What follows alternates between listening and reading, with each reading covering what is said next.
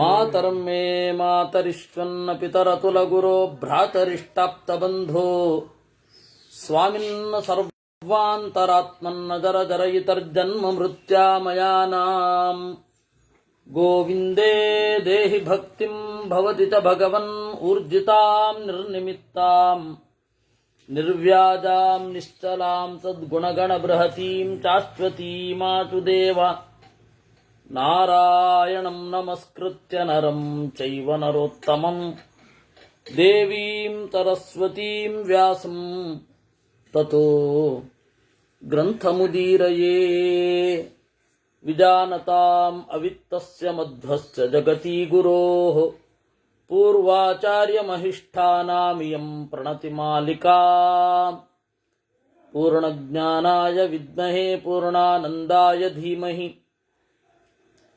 ತನ್ನೋ ವ್ಯಾತ ಪ್ರಚೋದಯಾತ್.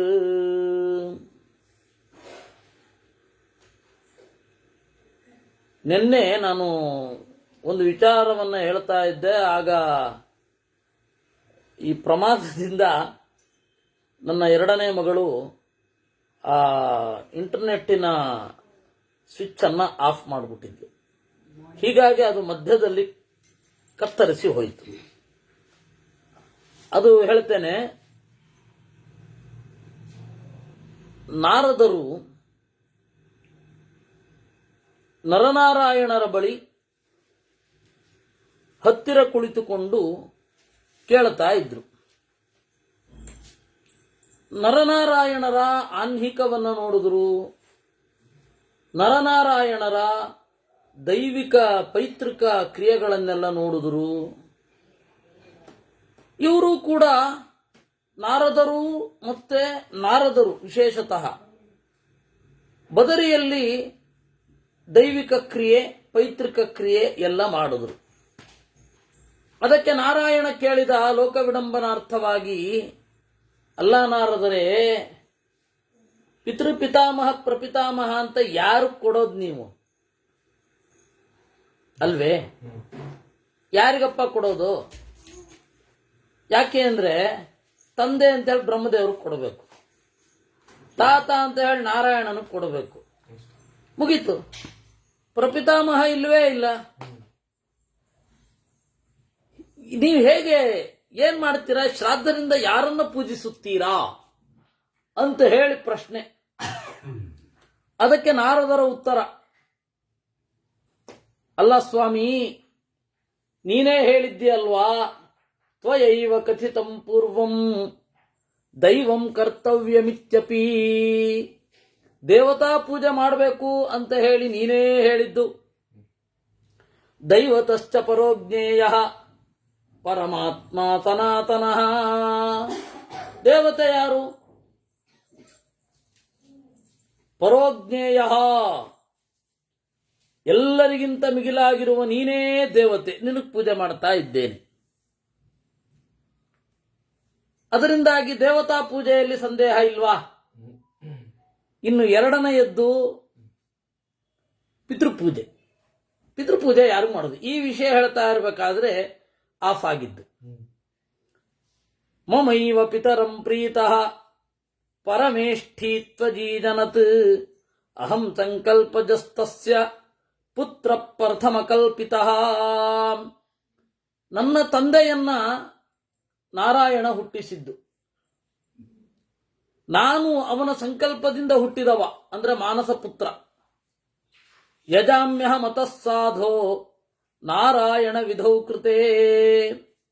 ಅದರಿಂದ ನಾನು ನಾರಾಯಣ ಮತ್ತೆ ವಿಧು ಅಥವಾ ವಿಧಿ ಬ್ರಹ್ಮದೇವರನ್ನ ನಾನು ಪೂಜಿಸಿದೆ. ಇಬ್ಬರನ್ನೇ ಪಿತಾ ಮಾತಾ ಪಿತಾಮಹ ಅಂತ ನಾನು ಪೂಜೆ ಮಾಡೋದು, ಬೇರೆ ದಾರಿ ಇಲ್ಲ. ಏವಂ ಸ ಏವ ಭಗವಾನ್ ಪಿತಾ ಮಾತಾ ಪಿತಾಮಹ. ನಾರದರಿಗೆ ಪಿತೃ ಬೇರೆ, ಪಿತಾಮಹ ಬೇರೆ, ಪ್ರಪಿತಾಮಹ ಬೇರೆ ಅಲ್ಲ. ಎಲ್ಲ ನಾರಾಯಣ ಒಬ್ಬನೇ. ಬ್ರಹ್ಮದೇವರು ಮತ್ತೆ ನಾರಾಯಣ. ಶ್ರುತಿಶ್ಚ ಪರಮಾದೇವ ಪುತ್ರಾನ್ ಪಿತರೋ ಯಜನ್.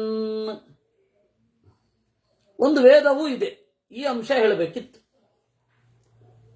ಪಿತರಹ ವೇದ ಹೇಳೋದು, ತಂದೆಗಳು ಮಕ್ಕಳನ್ನು ಪೂಜಿಸಿದರು. ಯಾವ ತಂದೆಗಳು ಯಾವ ಮಕ್ಕಳನ್ನು ಪೂಜಿಸಿದರು? ಯಾವ ಮಕ್ಕಳು ಅಂತ ಹೇಳಿದ್ರೆ ಪಿತರಹ ಅಂತಂದ್ರೆ ಪಿತೃದೇವತೆಗಳು. ಪಿತರಹ ಅಂದ್ರೆ ಯಾರು? ಪಿತೃದೇವತೆಗಳು. ಅವರು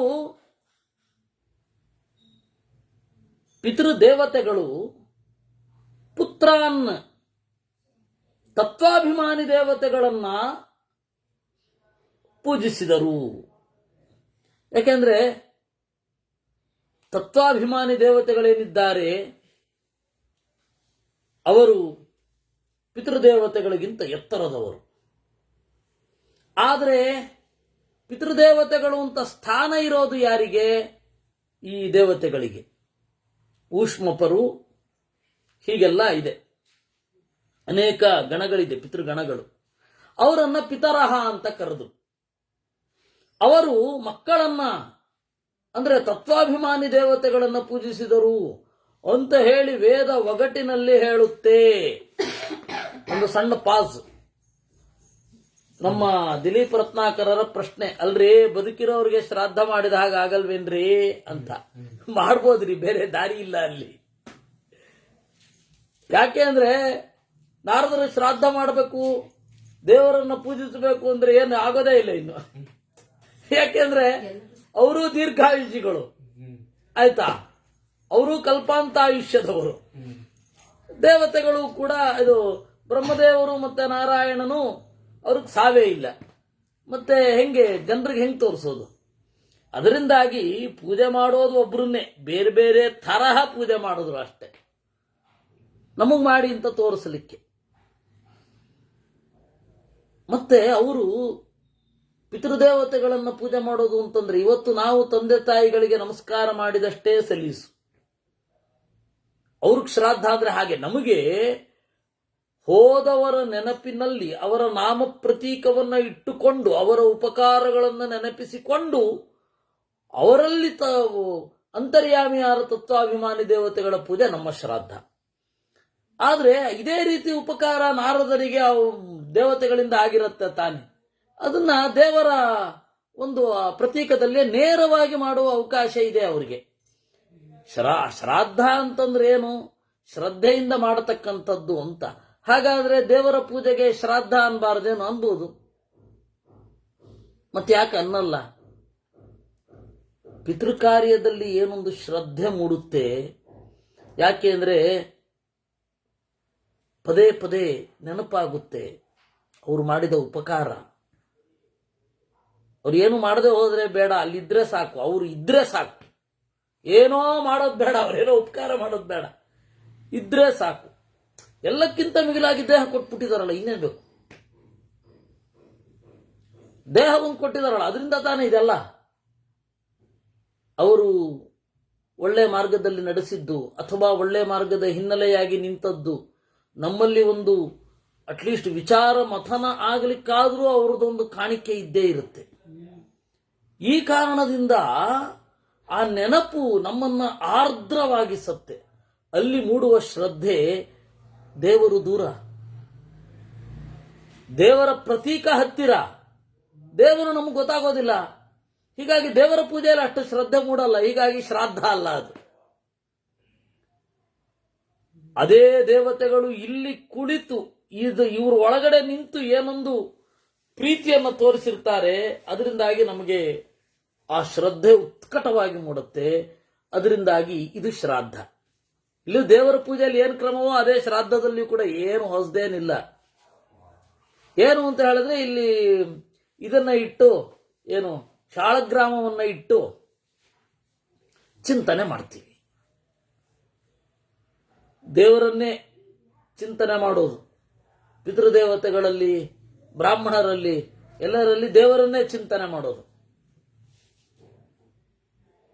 ಅದರಿಂದ ಆ ಒಂದು ಆ ಶ್ರದ್ಧೆ ಯಾವ ರೀತಿ ಬರುತ್ತೆ ಅಂದ್ರೆ ಅಷ್ಟು ಉತ್ಕಟವಾಗಿ ಬರುತ್ತೆ. ಇಷ್ಟು ಉತ್ಕಟತೆ ದೇವರ ಪೂಜೆಯಲ್ಲಿ ಬರಲ್ಲ ಅಂದಾಗ ಶ್ರಾದ್ದ ಅಲ್ಲ. ನಾರದರಿಗೆ ಹಾಗೆ ಬರುತ್ತೋ ಇಲ್ವೋ, ದೇವ್ರ ಪೂಜೆ ಮಾಡ್ಬೇಕಾದ್ರೆ ಅಷ್ಟೊಂದು ಶ್ರದ್ಧೆ ಇರುತ್ತೆ, ಹೀಗಾಗಿ ಅದು ಶ್ರಾದ್ದವೇ ಇರ್ಲಿ. ಈಗ ಆ ಮಧ್ಯದಲ್ಲಿ ಬಿಟ್ಟಿದ್ವಲ್ಲ, ಅಲ್ಲಿಗೆ ಬರೋಣ. ವೇದ ಹೇಳಿತು ಪಿತೃಗಳು ಮಕ್ಕಳನ್ನು ಪೂಜಿಸಿದರು ಅಂತ. ಇಲ್ಲಿ ಮಕ್ಕಳು ಅಂತಂದ್ರೆ ದೇವತೆಗಳು. ಹೇಗೆ, ಯಾಕೆ ಹೀಗೆ ಹೇಳುತ್ತೆ? ದೇಹದ ಒಳಗಡೆ ಅವರಿದ್ದಾರೆ ಅಂತ ಗೊತ್ತಾದ್ರೆ ನಮ್ಮ ದೇಹದಿಂದ ಹುಟ್ಟಿದ ಹಾಗೆ ಅಲ್ವಾ? ಧ್ಯಾನ ಮಾಡಿದಾಗ ಈ ದೇಹದ ಒಳಗಡೆಯಿಂದ ಯಾರು ಅಭಿವ್ಯಕ್ತ ಆಗ್ತಾರೆ ಅವರೆಲ್ಲ ಮಕ್ಕಳೇ. ಅದರಿಂದಾಗಿ ವೇದ ಒಂದು ಒಗಟಿನಲ್ಲೇ ಹೇಳುತ್ತೆ ಚಂದ ಮಾಡಿ, ಯಸ್ತಾ ವಿಜಾನಾತ್ ಸ ಪಿತುಷ್ಪಿತಾ ಸತ್. ದೇವರ ಅರಿವನ್ನ ಯಾರು ಕೊಟ್ಟನೋ,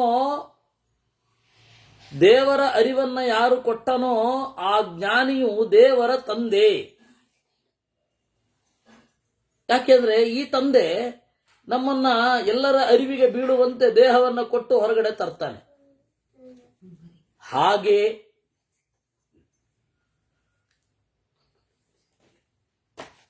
ಹಾಗೆ ತಿಳಿಸಿದವನು,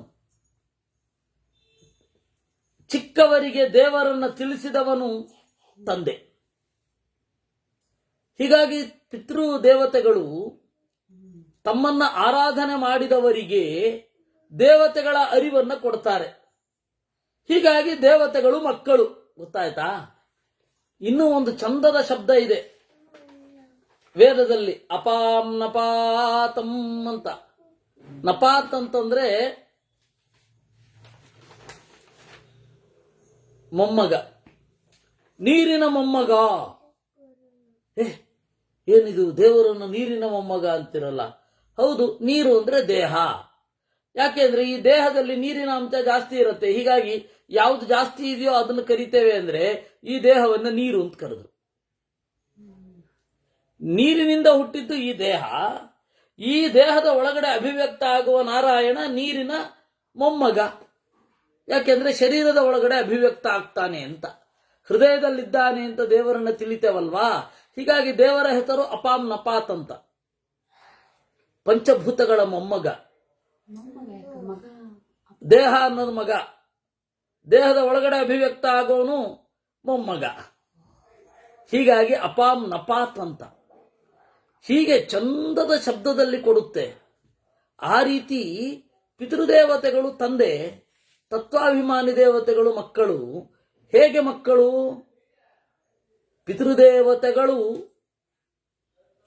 ಈ ದೇವತೆಗಳ ಅರಿವನ್ನ ತಂದು ಕೊಡ್ತಾರೆ ಅವರನ್ನು ಪೂಜೆ ಮಾಡಿದರೆ. ಶ್ರಾದ್ದ ಮಾಡಿದರೆ ಒಳ್ಳೆ ಪ್ರಜ್ಞೆ, ಲೌಕಿಕವಾದ ಸುಸ್ಥಿತಿ, ಅದಕ್ಕೆ ಶ್ರಾದ್ದ ಮಾಡಬೇಕು ಅಂತ ಅನ್ನೋದು. ಶ್ರಾದ್ದ ಮಾಡೋದೇನಿದೆ ಅದು ಕೃತಜ್ಞತೆಯನ್ನು ಅರ್ಪಿಸೋದಲ್ವಾ. ನಮ್ಮ ಕೈಲೇನ್ ಮಾಡ್ಲಿಕ್ಕಾಗತ್ತೆ ಇನ್ನವ್ರಿಗೆ? ಆ ಕೃತಜ್ಞತೆಯ ಅರ್ಪಣೆ, ಅದರಿಂದ ದೇವರು ಪ್ರೀತನಾಗಿ ಒಳ್ಳೆ ಪ್ರಜ್ಞೆ ಕೊಡ್ತಾನೆ. ಒಳ್ಳೆ ಪ್ರಜ್ಞೆ ಕೊಟ್ರೆ ದೇವತೆಗಳು ಗೊತ್ತಾಗ್ತಾರೆ. ಹೀಗಾಗಿ ದೇವತೆಗಳು ಪಿತೃದೇವತೆಗಳ ಮಕ್ಕಳು. ಇದೊಂದು ಆಲಂಕಾರಿಕವಾಗಿ ಹೇಳೋದು. ಈಗ ವೇದ ಅರ್ಥ ಆಯಿತು. ವೇದ ಶ್ರುತಿ ಶ್ರುತಿಶ್ಚ ಪರಮಾದೇವ ಪುತ್ರಾನ್ ಪಿತರೋ ಯಜನ್. ವೇದ ಹೇಳುತ್ತೆ ಮಕ್ಕಳಿದ್ದಾರಲ್ಲ ಅವರನ್ನ ಪಿತೃಗಳು ಪೂಜಿಸಿದರು. ಈಗ ಗೊತ್ತಾಯ್ತು, ತತ್ವಾಭಿಮಾನಿ ದೇವತೆಗಳನ್ನ ಅವರು ಪೂಜಿಸಿದರು. ವೇದ ಶ್ರುತಿ ಪ್ರಣಷ್ಟಾಚ ಪುನರಧ್ಯಾಪಿತಾ ಸುತೈಹಿ ತತಸ್ತೆ ಮಂತ್ರದ ಪುತ್ರಾ ಪಿತೃಣಾಮಪಿ ವೈದಿಕಂ. ವೇದಶ್ರುತಿ ಕಣ್ಮರೆಯಾದಾಗ ಆ ವೇದಶ್ರುತಿಯನ್ನ ದೇವತೆಗಳು ಪಿತೃಗಣಗಳಿಗೆ ಉಪದೇಶ ಮಾಡಿದ್ರು. ಹೀಗಾಗಿ ಮಕ್ಕಳು ತಂದೆಯಂದಿರಿಗೆ ಉಪದೇಶ ಮಾಡಿದರು.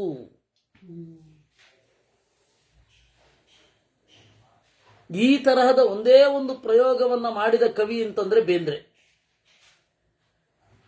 ಬೇಂದ್ರ ಮಾತ್ರ ಈ ತರ, ಅಂದ್ರೆ ಅವ್ರಿಗೆ ಇದು ಇಷ್ಟೆಲ್ಲ ಕ್ಲಾರಿಟಿ ಇದ್ದು ಮಾಡಿದ್ದಲ್ಲ.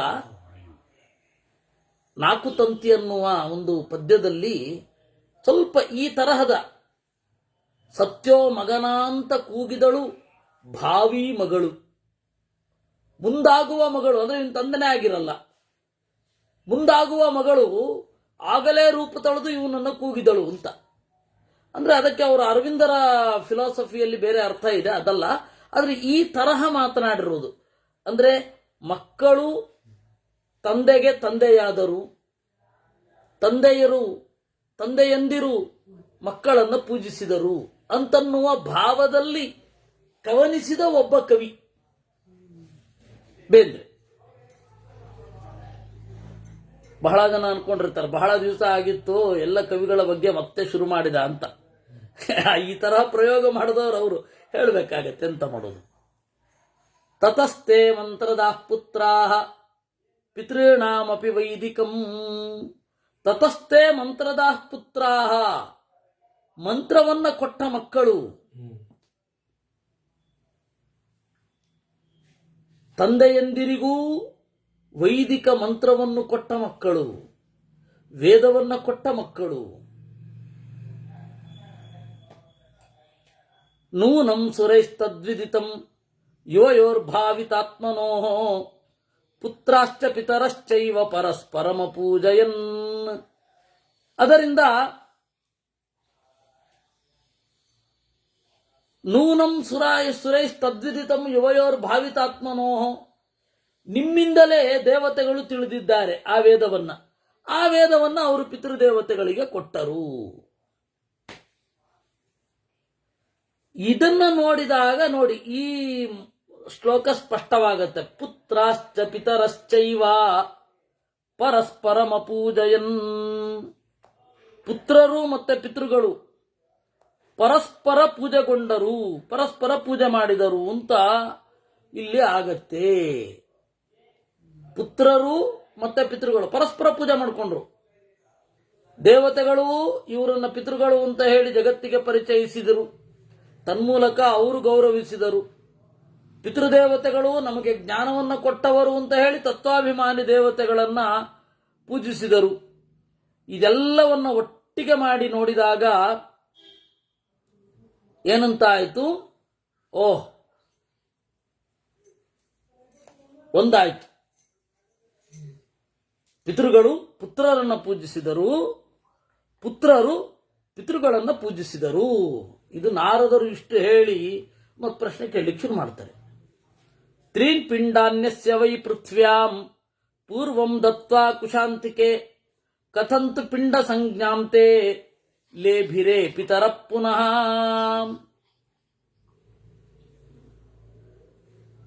ನಾರದರು ಕೇಳುವ ಪ್ರಶ್ನೆ ಕೇಳಿಸಿಕೊಳ್ಳಿ, ಗಮನ ಇಟ್ಟುಕೊಳ್ಳಿ. ಅಲ್ಲ, ಭೂಮಿಯ ಮೇಲೆ ದರ್ಭೆಯನ್ನ ಹಾಸಿ 3 ಉಂಡೆಗಳನ್ನ ಮಾಡಿ ಪಿತೃದೇವತೆಗಳು ಅಂತಾರಲ್ಲ, ಪಿತೃದೇವತೆಗಳಿಗೆ ಯಾವಾಗ್ರಿ ಪಿಂಡ ಅಂತ ಹೆಸರು ಬಂದದ್ದು ಅಂತ ಕೇಳಿದ್ರು ನಾರದರು. ಉತ್ತರ ಹೇಳ್ತಾ ಅವ್ರು ಪ್ರಶ್ನೆ ಕೇಳ್ತಾರೆ. ಆಗ ಇವರು ಉತ್ತರ ಹೇಳ್ತಾ ಇನ್ನೊಂದು ಪ್ರಶ್ನೆ ಕೇಳ್ತಾರೆ. ವಿಚಿತ್ರವಾದ ಸಂವಾದ ಇದು, ನರನಾರಾಯಣರದ್ದು ಮತ್ತೆ ನಾರದರದ್ದು. ಈ ಪಿತೃಪಕ್ಷದ ಸಂದರ್ಭದಲ್ಲಿಯೇ ಈ ವಿಚಾರ ಬಂದದ್ದು ಬಹಳ ಒಳ್ಳೇದಾಯ್ತು ಅಂತ ನಮ್ಮ ತಟ್ಟಿಯವರ ಅಂಬೋಣ. ನಾವಂತೂ ಇದನ್ನ ಪ್ಲಾನ್ ಮಾಡಲಿಲ್ಲ, ಇನ್ನೇನು ಬರುತ್ತೆ ಪಿತೃಪಕ್ಷ ಇದನ್ನ ಮಾಡಬೇಕು ಅಂತ. ದೈವ ಅದನ್ನ ಉಂಟು ಮಾಡಿತ್ತು. ನರನಾರಾಯಣೌ ಇಮಾಂ ತು ಧರಣೀಂ ಪೂರ್ವಂ ನಷ್ಟಾಂ ತಾಗರ ಮೇಖಲಾಂ ಗೋವಿಂದ ಉಜ್ಜಹಾರಾಶು ವಾರಾಹಂ ರೂಪಮಾಸ್ಥಿತಃ.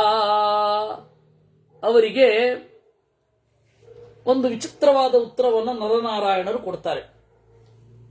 ಏನಂತ? ಕಕ್ಷ ತಪ್ಪಿ ಬಿದ್ದ ಭೂಮಿಯನ್ನ ವರಾಹ ಎತ್ತಿ ಹಿಡಿದ. ಸ್ಥಾಪಯಿತ್ವಾ ತು ಧರಣೀಂ ಸ್ವಸ್ಥಾನೆ ಪುರುಷೋತ್ತಮ.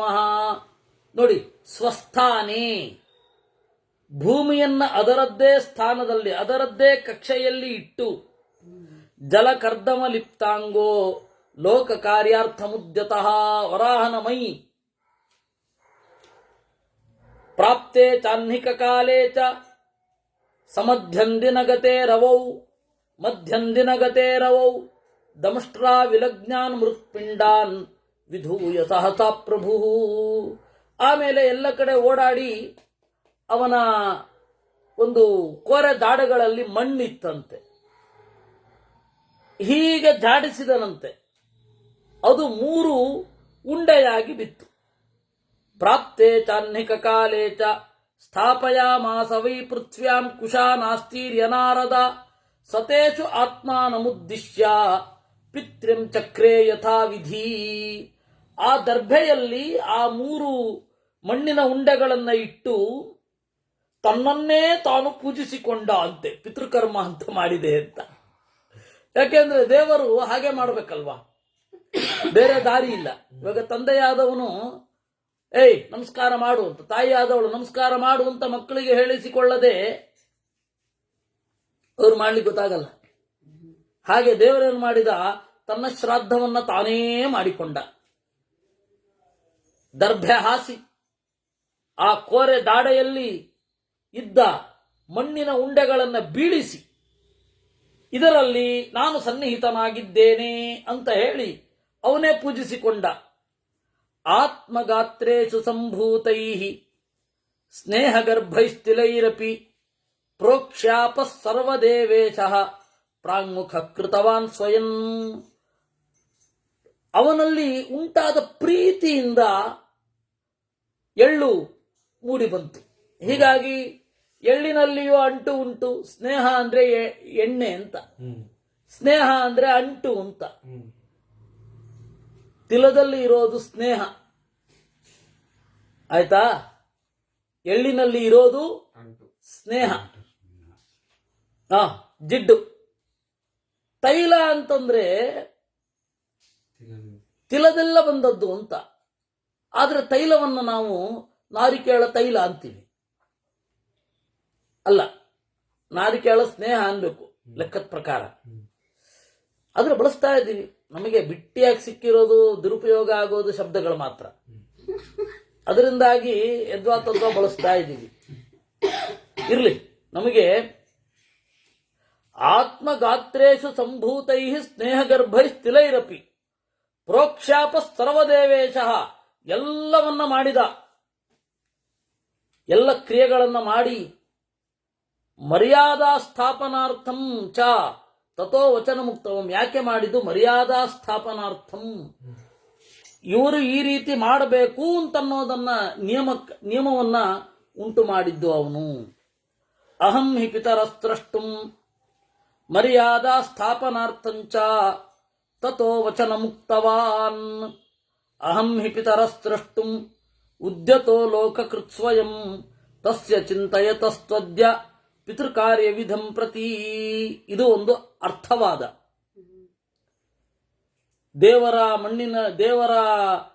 ದೇವರಿಗೆ ಅಂಟುವ ಕೊಳೆ ಯಾವುದು? ದೇವರು ದರ್ಭೆಯನ್ನ ಯಾಕೆ ಹಾಸಿಡಬೇಕು? ಈ ಮಂತ್ರಗಳನ್ನ, ಈ ಪದಾರ್ಥಗಳನ್ನು ಬಳಸಿ ಮಾಡಿ.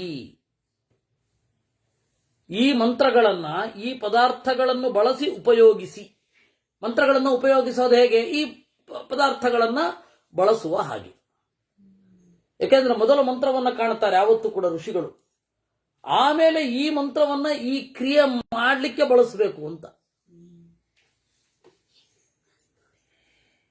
ಹೀಗೆ ದರ್ಭೆ, ಎಳ್ಳು ಎಲ್ಲ ಅವಾಗಲೇ ಬಂದದ್ದು. ದೇವರು ಸೃಷ್ಟಿ ಮಾಡಿದ. ಹಾಗಂತ ಈಗಲೂ ದೇವರ ಮೈಯಿಂದ ಸೃಷ್ಟಿ ಆಗತ್ತೆ ಅಂತ ಯಾರು ಭ್ರಮಿಸಿಕೊಳ್ಬಾರದು. ಈಗ ಸೃಷ್ಟಿಯಾಗೋದು ಮಣ್ಣಿನಿಂದಲೇ. ಈ ಭೈರಪ್ಪನ ದಾಟು ಅಂತ ಹೇಳಿ ಒಂದು ಕಾದಂಬರಿ ಇದೆ, ದಾಟು ಅಂತ. ಅದರಲ್ಲಿ ಬ್ರಾಹ್ಮಣನು ಮೋರೆಯಿಂದ ಹುಟ್ಟಿದ್ದಾನೆ, ಕ್ಷತ್ರಿಯನು ತೋಳಿನಿಂದ ಹುಟ್ಟಿದ್ದಾನೆ, ತೊಡೆಯಿಂದ ವೈಶ್ಯ ಹುಟ್ಟಿದ್ದಾನೆ, ಕಾಲಿನಿಂದ ಶೂದ್ರ ಹುಟ್ಟಿದ್ದಾನೆ. ಹಾಗಾದರೆ ಕ್ರಿಶ್ಚಿಯನ್ರು ಎಲ್ಲಿಂದ ಹುಟ್ಟಿದ್ದಾರೆ ಎಂದು ಕೇಳಿದಳು. ತಂದೆಗೆ ಉತ್ತರ ಗೊತ್ತಾಗಲಿಲ್ಲ ಅಂತ. ಅದು ಭೈರಪ್ಪನ ದೊಡ್ಡತನ. ಅದು ಅವನು ದೊಡ್ಡತನ ಅವನ ಪಾತ್ರಕ್ಕೆ ಬಂದಿದೆ. ವಾಸ್ತವವಾಗಿ ಅಲ್ಲಿ ಇರೋದು ಅಭಿಮಾನಿ ದೇವತೆಗಳು ಮೊದಲು ಹುಟ್ಟಿದ್ದು. ಮತ್ತೆ ಅವರಿಗೆ ಆ ಕೆಲಸ ಅಂತ ಸೂಚನೆಗೆ ಆ ತರಹ ಹೇಳೋದು. ಈಗಲೂ ಕೂಡ ಎಳ್ಳು ಹಂದಿಯ ಮೈಯಿಂದ ಬರುತ್ತಾದ್ರೆ ಬರಲ್ಲ, ವರಾಹನ ಮೈಯಿಂದ ಬಂತು. ಅದವನು ಅವನು ಪೂಜೆ ಮಾಡಿದಾಗ ಅವನೇ ಸೃಷ್ಟಿ ಮಾಡಿದ ಅಂತಂದ್ರೆ ನಮಗೆ ತೋರಿಸಿಕೊಡ್ಲಿಕ್ಕಾಗಿ ಪೂಜೆ ಮಾಡ್ತಾ ಇದ್ದಾನೆ ಅಂತ ಅರ್ಥ. ನೀವು ಪೂಜೆ ಮಾಡಿ ಸೃಷ್ಟಿಯ ಬಗ್ಗೆ ತಲೆ ಕೆಡಿಸ್ಕೊಳ್ಬೇಡಿ ಅಂತ. ಸೃಷ್ಟಿ ನಾನು ಮಾಡಿಕೊಂಡು ನಾನೇ ಪೂಜೆ ಮಾಡಿದೆ, ಅದು ನನ್ನ ಶ್ರೇಷ್ಠತೆಯನ್ನು ಗೊತ್ತಾಗಿಸ್ಲಿಕ್ಕಾಗಿ, ನಿಮಗೆ ತೋರಿಸ್ಲಿಕ್ಕಾಗಿ. ಯಾಕಂದ್ರೆ ಅಧ್ಯಾಪಕರು ತೋರಿಸ್ತಾರೆ, ಅವರು ಮಾಡಬೇಕಾಗತ್ತೆ ಹಾಗೆ. ಆದ್ರೆ ನಾನು ಹಾಗಲ್ಲ, ನಾರ್ಮಲ್ ಅಧ್ಯಾಪಕನ ತರಹ ಅಲ್ಲ, ಲೋಕ ವಿಲಕ್ಷಣನಾದ ಅಧ್ಯಾಪಕ ಅಂತ. ಹಾಗೆ ಯಾವುದ್ಯಾವುದನ್ನ ಯಾವ ಯಾವ ಮರ್ಯಾದೆಯಲ್ಲಿ ಸ್ವೀಕಾರ ಮಾಡಬೇಕೋ ಆಯಾ ಮರ್ಯಾದೆಯಲ್ಲೇ ಸ್ವೀಕಾರ ಮಾಡಬೇಕು. ಹೀಗಾಗಿ ಮೊದಲು ಪಿತೃಗಳನ್ನ ಹೇಗೆ ಆರಾಧನೆ ಮಾಡಬೇಕು ಅಂತ ತನ್ನನ್ನ ಕುರಿತು ತಾನೇ ಶ್ರಾದ್ದ ಮಾಡಿಕೊಂಡವ, ಆತ್ಮಶ್ರಾದ್ದ ಮೊದಲು ಮಾಡಿಕೊಂಡವ ನಾರಾಯಣ. ಯಾಕೆ ಅಂದ್ರೆ ಶ್ರಾದ್ದದಿಂದ ಬೇರೆ ಗಮ್ಯ ನಿಲ್ವೇ ಇಲ್ಲ. ಹಾಗೆ ನಾವು ಆತ್ಮಶ್ರಾದ್ದ ಮಾಡಿಕೊಳ್ಳುತ್ತೇವೆ, ಅದು ಆತ್ಮ ವಿಷಯಕ ಶ್ರಾದ್ದ ಅಲ್ಲ, ಆತ್ಮ ಕರ್ತೃಕ ಶ್ರಾದ್ದ. ಕರ್ತೃ ಕರ್ಮ ಎರಡು ವಿಷಯ ಬೇರೆ ಇದೆ. ಕರ್ತ ಅಂತಂದ್ರೆ ಅವನೇ ಮಾಡಿದ್ದು, ಅವನ ಎಫರ್ಟ್ ಇದೆ ಅಲ್ಲಿ ಅಂತ ಅರ್ಥ. ಕರ್ಮ ಅಂದ್ರೆ ವಿಷಯ ಅಂತ ಅರ್ಥ. ನಾವು ನಮ್ಮ ಶ್ರಾದ್ದಕ್ಕೆ ವಿಷಯ ಅಲ್ಲ, ನಾವು ಕರ್ತೃಗಳು ಮಾತ್ರ. ದೇವರು ಆ ಶ್ರಾದ್ದಕ್ಕೆ ಪ್ರತಿಪಾದ್ಯ, ಶ್ರಾದ್ದ ಮಂತ್ರ ಪ್ರತಿಪಾದ್ಯ. ಹೀಗಾಗಿ ನಾವು ಆತ್ಮಶ್ರಾದ್ದ ಮಾಡಿಕೊಳ್ಳೋದಕ್ಕೂ ದೇವರು ಆತ್ಮಶ್ರಾದ್ದ ಮಾಡಿಕೊಳ್ಳಿಕ್ಕೂ ಈ ದೊಡ್ಡ ಡಿಫರೆನ್ಸ್ ಇರೋದು. ವರಾಹದೇವರು ಈ ತರಹ ಮಾಡಿ ತೋರಿಸಿದರಂತೆ, ಸರಿ ಹೇಳಿದರಂತೆ ಲೋಕಕ್ಕೆಲ್ಲ. ಏನು? ಅಹಂ ಹಿ ಪಿತರಸ್ರಷ್ಟುಂ ಉದ್ಯತೋ ಲೋಕಕೃತ್ ಸ್ವಯಂ ತಸ್ಯ ಚಿಂತಯತಸ್ತ್ವದ್ಯ ಪಿತೃಕಾರ್ಯ ವಿಧಿಂ ಪ್ರತಿ ದಂಷ್ಟ್ರಾಭ್ಯಾಂ ಪ್ರವಿನಿರ್ಧೂತಾ ಮೃತ್ಪಿಂಡಾ ದಕ್ಷಿಣಾಂ ದಿಶಂ ಆಶ್ರಿತಾ ಧರಣೀಂ ಪಿಂಡಾ ತಸ್ಮಾತ್ ಪಿತರಯೇವತೇ. ನಾನು ಯೋಚನೆ ಮಾಡಿದೆ ಲೋಕವನ್ನು ಸೃಷ್ಟಿ ಮಾಡುವಾಗ, ವರಾಹ ಹೇಳಿದ್ದು, ನಾನು ಯೋಚಿಸಿದೆ ಪಿತೃಕಾರ್ಯವನ್ನ ಜನರ ಕೈಯಲ್ಲಿ ಮಾಡಿಸಬೇಕು, ಹೇಗೆ ಮಾಡಿಸೋದು ಅಂತ ಯೋಚನೆ ಮಾಡಿದೆ. ಅವಾಗ ನನ್ನ ಕೋರೆ ದಾಡೆಯನ್ನು ಆಡಿಸಿದೆ, ದಕ್ಷಿಣ ದಿಕ್ಕಿನಲ್ಲಿ ಪಿಂಡ ಬಿತ್ತು. ಅದರಿಂದಾಗಿ ದಕ್ಷಿಣ ದಿಕ್ಕಿಗೆ ತಿರುಗಿ ದಕ್ಷಿಣ ದಿಕ್ಕಿಗೆ ಅಭಿಮುಖವಾಗಿ ಪಿಂಡವನ್ನ ಇಡಿ ಅಂತ ನಾನು ಹೇಳ್ತಾ ಇದ್ದೇನೆ. ದೇವದ ಆಕಸ್ಮಿಕವಾಯಿತು, ಇಚ್ಛಾಪೂರ್ವಕವಾದ ಕ್ರಿಯೆಯೇ. ದೇವರ ಯೋಚನೆ ಅಂತಂದ್ರೆ ಏನು? ಜ್ಞಾನಮಯವಾದದ್ದೇ. ದೇವರ ಯೋಚನೆ ಅಂದ್ರೆ ನಮ್ಮ ತರಹ ಇದು ಗೊತ್ತಾಗ್ತಾ ಇಲ್ವಲ್ಲ, ಏನ್ ಸೊಲ್ಯೂಷನ್ ಹುಡುಕೋದು ಅನ್ನುವ ಅಜ್ಞಾನದಿಂದ ಶುರುವಾಗಿ ಹೊಳಹಿನಿಂದ ಎಂಡಾಗುವ ಚಿಂತನೆ ಅಲ್ಲ. ದೇವರ ಚಿಂತನೆಯೇ ಅರಿವು, ದೇವರ ಚಿಂತನೆಯೇ ಅರಿವು. ದೇವರ ಚಿಂತನೆ, ದೇವರ ಜಿಜ್ಞಾಸೆ ಅನ್ನೋದು, ದೇವರ ವಿಚಾರ ಅಂತನ್ನೋದು ಯಸ್ಯ ಜ್ಞಾನಮಯಂ ತಪಃ. ದೇವರ ಆಲೋಚನೆ ಅನ್ನೋದು ಜ್ಞಾನಾತ್ಮಕವಾದದ್ದೇ. ಆದರೆ ಹೀಗೆ ಹೇಳ್ತಾನೆ. ಆಮೇಲೆ ಆಶ್ರಿತಾಧ ತ್ರಯೋ ಮೂರ್ತಿ ವಿಹೀನಾಸ್ತು ಪಿಂಡ ಮೂರ್ತಿಧರಾಸ್ತ್ವಿಮೇ ಭವಂತು ಪಿತರೋ ಲೋಕೆ ಮಯಾ ಸೃಷ್ಟಾ ಸನಾತನಾ. ಹೀಗಾಗಿ ತ್ರಯೋ ಮೂರ್ತಿ ವಿಹೀನಾಸ್ತು, ಶ್ರಾದ್ದ ಮಾಡುವಾಗ ಆ ಪಿಂಡ ಅನ್ನೋದೊಂದಿರುತ್ತಲ್ಲ, ಅದು ಪಿತೃಗಳ ಸಂಕೇತ. ಯಾಕೆ ಪಿತೃಗಳ ಸಂಕೇತ ಆಗತ್ತೆ? ಆ ಅನ್ನ ಸಾರವಾಗಿ ರೇತಸ್ಸಾಗಿ, ಆ ರೇತಸ್ಸು ಮಕ್ಕಳನ್ನ ಉಂಟು ಮಾಡುತ್ತೆ. ಆ ರೇತಸ್ಸು ಶರೀರದ ಸೃಷ್ಟಿಗೆ ಕಾರಣ. ಹೀಗಾಗಿ ನಾವು ನಮ್ಮ ತಂದೆ ಅವರಿಗೆ ಶರೀರ ಇಲ್ಲ, ಹೀಗಿಲ್ಲ, ಗೊಂಬೆ ಗಿಂಬೆ ಎಲ್ಲ ಮಾಡಲ್ಲ. ಅನ್ನವನ್ನೇ ಪಿತೃದೇವತೆಗಳ ಪೂಜೆಯ ಮಾಧ್ಯಮ ಅಂತ ಪೂಜಿಸೋದು. ಅವರವರು ಆಯಾ ಅನ್ನವನ್ನ ಚಿಂತನೆ ಮಾಡ್ತಾರೆ, ಅವರವರು ಆಯಾ ಪಿತೃದೇವತೆಗಳನ್ನು ಚಿಂತನೆ ಮಾಡ್ತಾರೆ. ಆಯಾ ಅವರವರ ಆಹಾರದಲ್ಲಿ ಚಿಂತನೆ ಮಾಡ್ತಾರೆ. ಅದಕ್ಕೆ ರಾಮ ಗೆಡ್ಡೆಯನ್ನ, ಗೆಣಸನ್ನ, ಕಂದಮೂಲ ಫಲಗಳಿಂದ ಪಿಂಡ ಕಟ್ಟಿ ಇಟ್ಟ. ಭರತ ಏನು ಮಾಡಿದ್ದ? ರಾಜನ ಅರಮನೆಯ ವೈಭೋಗಗಳಿಂದ ಅನ್ನ ಮಾಡಿಸಿ ಅದರಲ್ಲಿ ಕಟ್ಟಿ ಇಟ್ಟಿದ್ದ. ಯಾರ್ಯಾರ ಆಹಾರ ಏನೋ ಅವರವರ ದೇವತೆಗಳು ಅದೇ ಆಹಾರವನ್ನು ತಗೊಳ್ಳೋದು. ನಮಗೆ ಆಹಾರದ ನಿಯಮ ಉಂಟು, ದೇವತೆಗಳಿಗೆ ಇರಬೇಕಾಗಿಲ್ವಲ್ಲ. ಅದರಿಂದಾಗಿ ಯಾರ್ಯಾರ ಆಹಾರ ಏನೇನೋ ಆಯಾ ಆಹಾರದಿಂದ ಅವರು ಅದನ್ನು ಮಾಡಬೇಕು. ಈ ತತ್ವವನ್ನು ನಾನು ತೋರಿಸಬೇಕಾಯಿತು. ಅದರಿಂದಾಗಿ ಪಿತೃಗಳಿಗೆ ಮೂರ್ತಿ ಇಲ್ಲ, ಪ್ರತೀಕ ಇಲ್ಲ. ಹೇಗೆ ನಾವು ಮಣ್ಣಿನಿಂದ, ಲೋಹದಿಂದ, ಮರದಿಂದ ದೇವತಾ ಪ್ರತೀಕವನ್ನು ಮಾಡಿ ಪೂಜಿಸ್ತೇವೋ ಹಾಗೆ ಪಿತೃದೇವತೆಗಳಿಗೆ ಪ್ರತೀಕವಿಲ್ಲ. ಮತ್ತೆ ಪಿತೃದೇವತೆಗಳು ಅಂತಂದ್ರೆ ನಮಗೆ ಸಾಕ್ಷಾತ್ತಾಗಿ ಅನುಭವಕ್ಕೆ ಬರುವ ಪ್ರತೀಕದ ಒಳಗಡೆ ಇರುವವರು. ನಮ್ಮ ತಂದೆ ತಾಯಿ ಸಾಕ್ಷಾತ್ತಾಗಿ ಅನುಭವಕ್ಕೆ ಬರುವವರು. ಅವರು ನಮ್ಮನ್ನ ಅನ್ನದ ಮೂಲಕವೇ ಪೋಷಣೆ ಮಾಡಿದ್ದು. ತಲೆಗೆ ಹಾಕುವ ಮೂಲಕ, ಹೊಟ್ಟೆಗೆ ಹಾಕುವ ಮೂಲಕ, ಅನ್ನದ ಮೂಲಕವೇ ಪ್ರೋಕ್ಷಣೆ ಮಾಡಿದ್ದು. ಹೀಗಾಗಿ ಅನ್ನವನ್ನ ತಾತ್ಕಾಲಿಕವಾದ ಪಿತೃಪ್ರತೀಕ ಎಂದು ಚಿಂತಿಸಿ ಆಮೇಲೆ ವಿಸರ್ಜನೆ ಮಾಡುವ ಕ್ರಮ.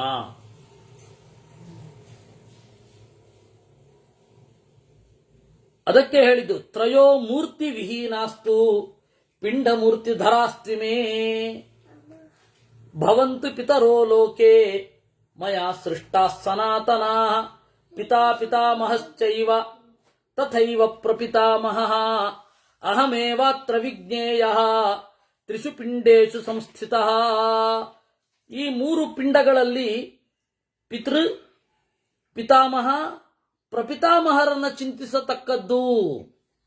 ಇದರಲ್ಲಿ ಈ ಮೂರೂ ಪಿಂಡಗಳಲ್ಲಿ ನನ್ನನ್ನೇ ಚಿಂತಿಸಬೇಕು. ಮೂರು ಪಿಂಡಗಳಲ್ಲಿ ನನ್ನನ್ನೇ ಚಿಂತಿಸಬೇಕು. ನೋಡಿ, ಸ್ಪಷ್ಟವಾಗಿ ಅಂತರ್ಯಾಮಿ ಪೂಜೆ ಇಲ್ಲ, ಅಂತರ್ಯಾಮಿ ಪೂಜೆ ಇಲ್ಲ ಅಂತ ಹೇಳಿ ಬೊಬ್ಬೆ ಹೊಡಿತಾರೆಲ್ಲ. ಮಹಾಭಾರತಾದಿಗಳನ್ನ ನೋಡಿದರೆ ಅಂತರ್ಯಾಮಿ ಪೂಜೆಯೇ ವಿಹಿತವಾದದ್ದು. ವೇದವನ್ನು ನೋಡಿದರೆ ಅಂತರ್ಯಾಮಿ ಪೂಜೆಯೇ ವಿಹಿತವಾದದ್ದು. ಉಪನಿಷತ್ತಿಗೆ ಮೇಲುನೋಟದ ವ್ಯಾಖ್ಯಾನ ಬರೆದ ಶಂಕರರೂ ಅಂತರ್ಯಾಮಿ ಪೂಜೆಯನ್ನೇ ವಿಧಾನ ಮಾಡಿದ್ದು. ಅಂತರ್ಯಾಮಿ ಪೂಜೆಯ ಬಗ್ಗೆ ದೊಡ್ಡ ಗಲಾಟೆ ಘಟ್ಟದ ಮೇಲಿನವ್ರಿಗೆ ಗೊತ್ತಿಲ್ಲ, ಘಟ್ಟದ ಕೆಳಗಿನವರಿಗೆ ಗೊತ್ತಿರುತ್ತೆ. ಘಟ್ಟದ ಕೆಳಗಡೆ ತಾಂತ್ರಿಕರು ಆಗಿ ಹೋಗಿ ಬರೇ ಇದೆ. ನಾನು ಯಾವಾಗಲೂ ಹೇಳ್ತಾ ಇರ್ತೇನೆ, ಘಟ್ಟದ ಕೆಳಗಿನವರು ಒಂಥರ ಹಾಳಾಗ್ತಾ ಇದ್ದಾರೆ, ಘಟ್ಟದ ಮೇಲಿನವರು ಒಂಥರ ಹಾಳಾಗ್ತಾ ಇದ್ದಾರೆ ಅಂತ. ಘಟ್ಟದ ಕೆಳಗಿನವರು ವಿಪರೀತ ತಂತ್ರಶಾಸ್ತ್ರ, ಜ್ಯೋತಿಷ ಹಿಡ್ಕೊಂಡು ಅವರು ಹಾಳಾಗಿ ಹೋಗ್ತಾ ಇದ್ದಾರೆ. ಘಟ್ಟದ ಮೇಲಿನವುಗಳು ಟೀಕೆ, ವೃಂದಾವನ, ಟಿಪ್ಪಣಿ ಇಟ್ಕೊಂಡು ಹಾಳಾಗಿ ಹೋಗ್ತಾ ಇದ್ದಾರೆ. ಮಧ್ವರನ್ನ ಒಬ್ಬರು ಓದ್ತಾ ಇಲ್ಲ. ಎರಡೂ ಕಡೆ ಇರುವಂತಹ ಈ ಇದೆಯಲ್ಲ ಅವ್ಯವಸ್ಥೆಗಳು, ಇದನ್ನೆಲ್ಲ ಬಿಟ್ಟು ಆಚಾರ್ಯರನ್ನ, ವೇದವನ್ನ ಹಿಡ್ಕೊಂಡ್ರೆ ಪರ್ಫೆಕ್ಟ್ ಆಗತ್ತೆ, ಎಲ್ಲ ನೆಟ್ಟಗಾಗತ್ತೆ. ಇಲ್ಲಿ ಸ್ಪಷ್ಟವಾಗಿ ಹೇಳಿದ್ದಾರೆ, ಪಿತಾ ಪಿತಾಮಹಶ್ಚೈವ ತಥೈವ ಪ್ರಪಿತಾಮಹಃ ಅಹಮೇವಾತ್ರ ವಿಜ್ಞೇಯಃ ತ್ರಿಷು ಪಿಂಡೇಶು ಸಂಸ್ಥಿತಃ. ಈ ಮೂರೂ ಪಿಂಡಗಳಲ್ಲಿ ನಾನೇ ಇದ್ದೇನೆ. ತಸ್ಮಾನ್ ಮತ್ತೋಧಿಕ ಕಶ್ಚಿತ್ ಕೋ ವಾಪ್ಯರ್ಚೋ ಮಹಾನ್ ಭವೇತ್. ಅದರಿಂದ ನನಗಿಂತ ಮಿಗಿಲಾಗಿ ಯಾವನೂ ಇಲ್ಲ ಪೂಜನೀಯನಾದವನು. ಅಹಮೇವ ಪಿತಾ ಲೋಕೆ ಅಹಮೇವ ಪಿತಾಮಹಃ ಪಿತಾಮಹ ಪಿತಾ ಚೈವ ಅಹಮೇವಾತ್ರ ಕಾರಣಂ. ನಾನೇ ನಿಮ್ಮ ತಂದೆಯ ಒಳಗಡೆ ಇದ್ದು ಸೃಷ್ಟಿ ಮಾಡುವವ, ಅದರಿಂದಾಗಿ ನಾನೇ ಪಿತೃ. ನಿಮ್ಮ ತಂದೆಯನ್ನು ಸೃಷ್ಟಿ ಮಾಡಿದ ನಿಮ್ಮ ಪಿತಾಮಹನ ಒಳಗಡೆ ಇದ್ದವನು ನಾನೇ. ನಿಮ್ಮ ತಾತನನ್ನು ಸೃಷ್ಟಿ ಮಾಡಿದ ಪ್ರಪಿತಾಮಹನೂ ನಾನೇ.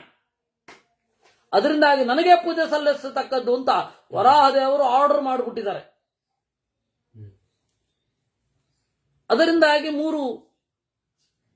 ಮೊದಲನೆಯ ಪಿಂಡದಲ್ಲಿ ಪ್ರದ್ಯುಮ್ನನ ಚಿಂತನೆ ಮಾಡ್ತೇವೆ, ಪ್ರದ್ಯುಮ್ನನ ಆರಾಧನೆ.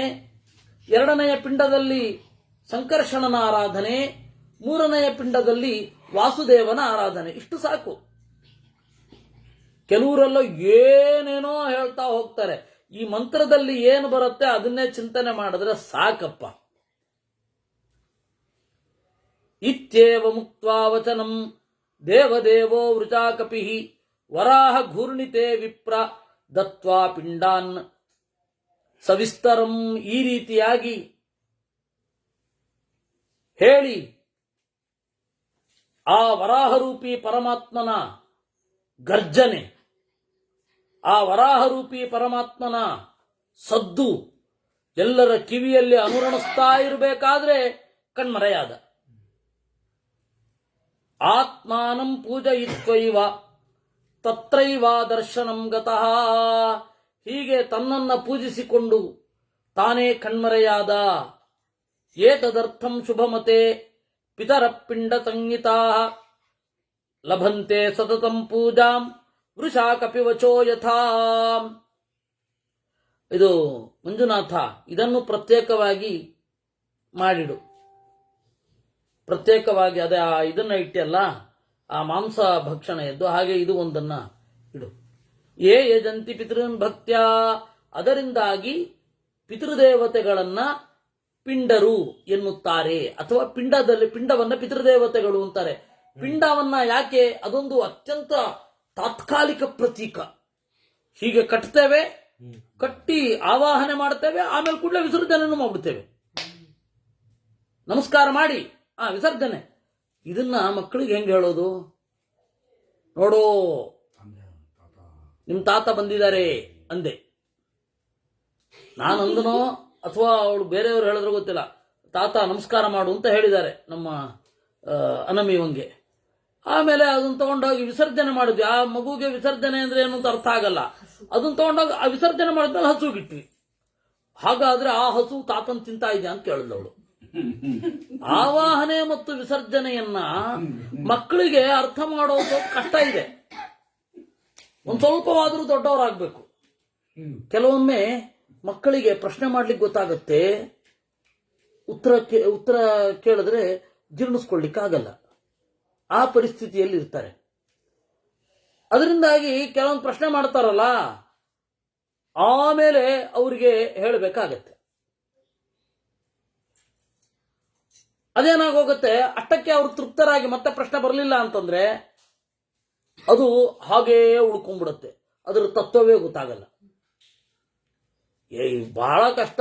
ಜ್ಞಾನದ ದಾರಿ ಉಂಟಲ್ಲ, ಬಹಳ ಕಷ್ಟ. ಸತ್ಯದ ದಾರಿ ದುರ್ಗಮ, ಅದು ಒಬ್ಬಂಟಿ ದಾರಿ. ಯೇ ಯಜಂತಿ ಪಿತೃನ್ ಭಕ್ತ್ಯ ಗುರುನ್ಶ್ಚೈವ ತಿಥೀನ್ಸ್ತತ ಗಾಶ್ಚೈವ ದ್ವಿಜ ಮುಖ್ಯಾಂಶ್ಚ ಪಿತರಂ ಮಾತರಂ ತಥಾ. ಯಾರು ಪಿತೃದೇವತೆಗಳನ್ನ, ಗುರುಗಳನ್ನ, ಅತಿಥಿಗಳನ್ನ, ಹಸುಗಳನ್ನ, ಜ್ಞಾನಿಗಳನ್ನ, ತಂದೆಯನ್ನ, ತಾಯಿಯನ್ನ ಮಾತಿನಿಂದ, ಮನಸ್ಸಿನಿಂದ, ಕರ್ಮದಿಂದ ಪೂಜಿಸ್ತಾರೆ, ಅವರು ದೇವರನ್ನೇ ಪೂಜಿಸಿದಂತೆ. ಕರ್ಮಣ ಮನತಾ ವಾಚ ವಿಷ್ಣುಮೇವ ಯಜಂತಿತೆ ಅಂತರ್ಗತಸ್ಥ ಭಗವಾನ್ ಸರ್ವಶತ್ವ ಶರೀರಗಃ ಸಮಸ್ಸರ್ವೇಚು ಭೂತೇಚು ಈಶ್ವರ ಸುಖ ದುಃಖಯೋ. ಅದರಿಂದಾಗಿ ಎಲ್ಲರ ಅಂತರ್ಯಾಮಿಯಾಗಿದ್ದು ದೇವರೇ ಪೂಜೆಯನ್ನು ಸ್ವೀಕಾರ ಮಾಡುವುದು. ದೇವರು ಜಂತುಗಳ ದುಃಖದಿಂದ ದುಃಖಿತನಾಗಲ್ಲ. ಮಹಾನ್ ಮಹಾತ್ಮ ಸಮಸ್ತರ್ವೇಚು ಭೂತೇಚು ಈಶ್ವರ ಸುಖ ದುಃಖಯೋ. ಮಹಾನ್ ಮಹಾತ್ಮ ಸರ್ವಾತ್ಮ ನಾರಾಯಣ ಇತಿ ಶ್ರುತಃ. ಅದರಿಂದಾಗಿ ಅಂತರ್ಯಾಮಿತ್ವ ಅನ್ನೋದು ದೇವರ ಎಕ್ಸ್ಕ್ಲೂಸಿವ್ ಸೈನ್. ಹೀಗೆ 334ನೇ ಅಧ್ಯಾಯ 338ಕ್ಕೆ ಈ ಒಂದು ಇದು ಮುಗಿಯುತ್ತೆ. ಯಾವುದು? ಶಾಂತಿ ಪರ್ವ. ಈ ಮಾತನ್ನ ಕೇಳಿ ನಾರದರು ನರನಾರಾಯಣರಿಗೆ ನಮಸ್ಕಾರ ಮಾಡಿ ಉಷಿತ್ವಾ ವರ್ಷಸಾಹಸ್ರಂ 1000 ವರ್ಷಗಳ ಕಾಲ ವಾಸ ಮಾಡಿ ಶ್ರುತ್ವಾ ಭಗವದಾಖ್ಯಾನಂ ದೇವರ ಮಾತನ್ನ ಕೇಳುತ್ತಾ ದೇವರ ಶಾಸ್ತ್ರವ್ಯಾಖ್ಯಾನವನ್ನ ಚಿಂತಿಸಿ ಹಿಮವತ್ ಪರ್ವತದ ತಪ್ಪಲಲ್ಲಿ ಇರುವ ತಮ್ಮ ಆಶ್ರಮಕ್ಕೆ ತೆರಳಿದರು. ತ್ವಮಪ್ಯಮಿತ ವಿಕ್ರಾಂತ ಪಾಂಡವಾನಾಂ ಕುಲೋದ್ವಹ. ಓ ಜನಮೇಜಯನೇ, ನೀನು ಕೂಡ ಪಾಂಡವರ ಕುಲವನ್ನು ಉದ್ಧಾರ ಮಾಡುವವ. ಪಾವಿತಾತ್ಮಾದ್ಯ ಸಂವೃತ್ತ ಶ್ರುತ್ವೇ ಮಾಂ ಆದಿತ ಕಥಾಂ.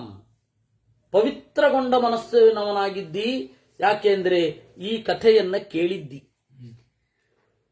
ಅವನಿಗೆ ಇದನ್ನ ಕೇಳಿದವನಿಗೆ ಈ ಲೋಕ ಮಾತ್ರ ಅಲ್ಲ, ಆ ಲೋಕವೂ ಇದೆ.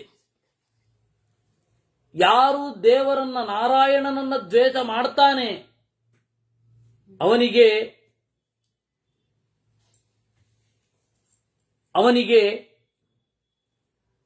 ಯಾವ ಲೋಕವೂ ಇಲ್ಲ.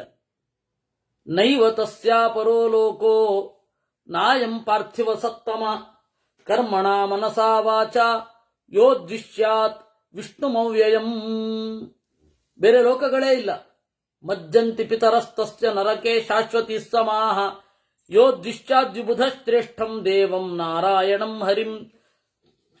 ಯಾರು ನಾರಾಯಣನನ್ನ ದ್ವೇಷಿಸ್ತಾನೆ ಅವನ ಪಿತೃಗಳು ಬೀಳ್ತಾರೆ. ಯಾಕೆಂದ್ರೆ ಇಂತಹವನಿಗೆ ದೇಹ ಕೊಟ್ಟರಲ್ಲ ಅವರು. ಅದರಿಂದಾಗಿ ನಾರಾಯಣನನ್ನ ಯಾವತ್ತೂ ದ್ವೇಷಿಸಬಾರದು. ಅಂತರ್ಯಾಮಿಯನ್ನೇ ದ್ವೇಷ ಮಾಡಿದ್ರೆ ತನ್ನನ್ನೇ ತಾನು ದ್ವೇಷ ಮಾಡಿಕೊಂಡ ಹಾಗೆ. ಯಾಕೆಂದ್ರೆ ಅಂತರ್ಯಾಮಿಯಾಗಿ ಸುಖ ಕೊಡ್ತಾ ಇದ್ದಾನೆ. ದೇವರು ಅಂದ್ರೆ ಸುಖರೂಪ. ಸುಖರೂಪನಾದ ದೇವರನ್ನ ದ್ವೇಷಿಸಿದರೆ ಸುಖವನ್ನೇ ದ್ವೇಷಿಸಿದಂತೆ. ಸುಖವನ್ನೇ ದ್ವೇಷಿಸಿದವರಿಗೆ ದುಃಖವಲ್ಲದೆ ಇನ್ನೇನು ಸಿಗಬೇಕು. ಆತ್ಮ ಹಿ ಪುರುಷವ್ಯಾಘ್ರ ಸಯೇಶ ಗುರುರಸ್ಮಾಕಂ. ಈ ತತ್ವವನ್ನ ವೈಶಂಪಾಯನರು ಹೇಳ್ತಾ ಇರೋದು. ಈ ತತ್ವವನ್ನ ತಿಳಿಸಿದವರು ಋಷಿ ಗಂಧವತಿ ಸುತಃ ವೇದವ್ಯಾಸರು. ಅವರು ಹೇಳಿದ್ದು ದೇವರ ಮಹತ್ವವನ್ನ. ಅವರಿಂದ ಏನು ಕೇಳಿದ್ದೇನೆ ಅದನ್ನು ನಿನಗೆ ಹೇಳಿದ್ದೇನೆ.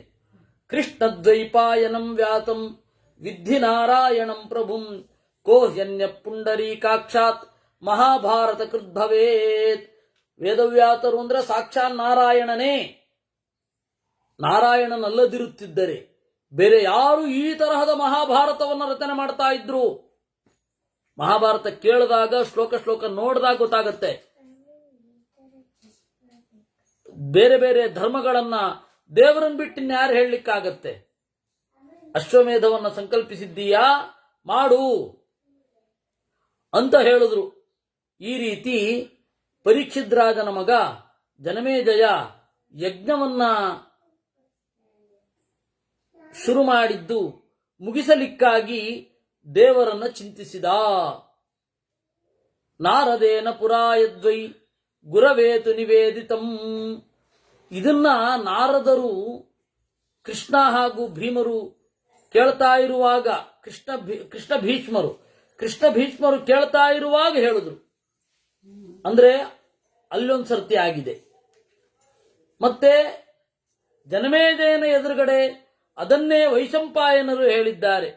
ದ್ವಿಜಗಣತಹಿತ ತವ ಭವತು ಗತಿರ ಹರಿರಮರಹಿತ ತಪಸಾಂ ನಿಧಿಸ್ತಮಹತಾಂ ನಿಧಿ ಮಹತೋ ಯಶಸ್ಸ ಭಾಜನಂ ಮಧುಕೈಟಭ. ಇದನ್ನ ಕೇಳಿದವ, ಈ ಸ್ತೋತ್ರವನ್ನ ಕೇಳಿದವ, ಈ ಆಖ್ಯಾನವನ್ನ ಕೇಳಿದವ ದೇವರ ಅನುಗ್ರಹಕ್ಕೆ ಪಾತ್ರನಾಗುತ್ತಾನೆ. ತಪೋನಿಧಿ, ಮಹಾನಿಧಿ, ಯಶೋನಿಧಿ, ಎಲ್ಲರಿಗೂ ಅಭಯವನ್ನ ನೀಡುತ್ತಾನೆ. ಚತುಷ್ಪಥ ಮೂರ್ತಿಧರ ಪೂರ್ತೇಷ್ಟಯೋಶ್ಚ ಫಲಭಾಗಹರ ವಿದಧಾತು ನಿತ್ಯಮಜಿತೋತಿ ಬಲೋ ಗತಿರಾತ್ಮವತಾಂ ಸುಕೃತಿನಾಂ ಋಷೀಣಾಂ. ವಾಸುದೇವ, ಸಂಕರ್ಷಣ, ಪ್ರದ್ಯುಮ್ನ, ಅನಿರುದ್ಧರೆಂಬ 4 ರೂಪಗಳನ್ನು ಧರಿಸಿದವ. ಇಷ್ಟಮರ್ಥ ಆಪೂರ್ತದ ಫಲವನ್ನ ಸ್ವೀಕರಿಸಿದವ. ಎಲ್ಲ ಋಷಿಗಳ ಫಲವನ್ನ ಸ್ವೀಕರಿಸಿದವ. ಆತ್ಮವತಾಂ ಗತಿ. ಅವನಿಗೆ ನಮಸ್ಕರಿಸಿ ಪ್ರಣಮಧ್ವಮೇಕಮತಯೋಯತಃ, ಏಕಮತಿಗಳಾಗಿ ಅವನಿಗೆ ನಮಸ್ಕರಿಸಿ. ಇದು ಸಾಂಖ್ಯದಿಂದ ಹೇಳಲ್ಪಟ್ಟಿದ್ದು, ಯೋಗದಿಂದ ಹೇಳಲ್ಪಟ್ಟಿದ್ದು, ಪ್ರಜ್ಞಾವಂತರು ಬುದ್ಧಿಯಿಂದ ಕಂಡುಕೊಂಡದ್ದು ಅನ್ನುವಲ್ಲಿಗೆ 335ನೆಯ ಅಧ್ಯಾಯ ಆಯಿತು. ಇದಾದ ಮೇಲೆ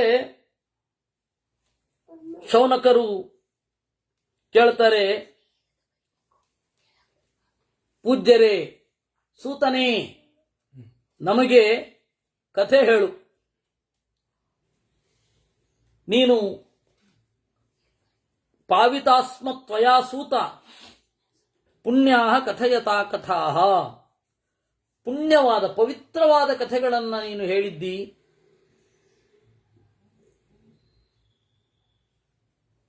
ಪವಿತ್ರವಾದ ಕಥೆಗಳನ್ನು ನೀನು ಹೇಳಿದ್ದಿ. ಆಗ ನಾವು ಅದರಿಂದ ಪವಿತ್ರರಾಗಿದ್ದೇವೆ, ಇನ್ನಷ್ಟು ಹೇಳು ಅಂತ ಹೇಳಿದ್ರು. ಇಷ್ಟರ ಮಧ್ಯದಲ್ಲಿ ಒಂದು ಗಂಭೀರವಾದ ಪ್ರಶ್ನೆ. ನಮ್ಮ ಮರಿಮಕ್ಕಳ ಮೊಮ್ಮಕ್ಕಳು ದ್ವೇಷಗಳಾದ್ರೆ, ವಿಷ್ಣು ದ್ವೇಷಗಳಾದ್ರೆ ನಾವು ಏನು ಮಾಡೋದು ಅಂತ. ಹಾಗಲ್ಲ. ಅದರ ನಮ್ಮ ಅಭಿಪ್ರಾಯ ಏನು ಅಂದ್ರೆ ವೇದದ ಅಭಿಪ್ರಾಯ ಏನು ಅಂತಂದ್ರೆ, ಸಾಧ್ಯವಾದಷ್ಟು ಮಗನನ್ನ ಹಾಗೆ ಬೆಳೆಸೋದು ಅಂತ. ಉಪರಿತರ ವಸುವಿಗಿಂತ ದೇವರ ಅನುಗ್ರಹಕ್ಕೆ ಪಾತ್ರನಾದವನು ಬೇಕೇ? ಅವನು ವಂಶದಲ್ಲಿ ಬಂದವನು ಜರಾಸಂಧಾಪ, ಏನ್ ಮಾಡ್ಲಿಕ್ಕಾಗತ್ತೆ? ಪ್ರಹ್ಲಾದನ ಮಗ ಯಾರಪ್ಪ? ವಿರೋಚನ, ಏನ್ ಮಾಡ್ಲಿಕ್ಕಾಗತ್ತೆ? ನಮ್ಮ ಎಫರ್ಟ್ ಇರಬೇಕು ಪುತ್ರ ಶಿಕ್ಷಣದಲ್ಲಿ ಅನ್ನೋದೇ ತಾತ್ಪರ್ಯವೇ ವಿನಃ ಸ್ವಭಾವ ಎಲ್ಲ ಹೀಗೆ ಬರುತ್ತೆ, ಸಜ್ಜನರ ಮಕ್ಕಳು ಸಜ್ಜನರೇ ಆಗ್ತಾರೆ, ಬ್ರಾಹ್ಮಣರ ಮಕ್ಕಳು ಬ್ರಾಹ್ಮಣರೇ ಆಗ್ತಾರೆ ಅನ್ನೋದು ಒಂದು ಹೊರಗಡೆಯ ನೋಟ ಅಷ್ಟೇ. ಅದು ಶಾಶ್ವತವೂ ಅಲ್ಲ, ಅದು ಏಕಾಂತಿಕವೂ ಅಲ್ಲ, ಅದು ಅಪೋದಿತ, ಹೆಂಗ್ ಬೇಕಾದ್ರೂ ಆಗಬಹುದು. ಪ್ರಯತ್ನ ಇರಲಿ ಅಂತ ಅಷ್ಟೇ ಇದರ ತಾತ್ಪರ್ಯ. ಅದರಿಂದಾಗಿ ಯಾರೋ ನಮ್ಮ ಮರಿ ಮಕ್ಕಳು ದ್ವೇಷಗಳಾದ್ರೆ ನಾವೇನ್ ಮಾಡೋದು ಅಂದ್ರೆ ಏನು ಮಾಡೋದು ಬೇಕಿಲ್ಲ, ನಾವಂತೂ ಪ್ರಯತ್ನ ಅಂತೂ ಪಟ್ಟಿರೋದು.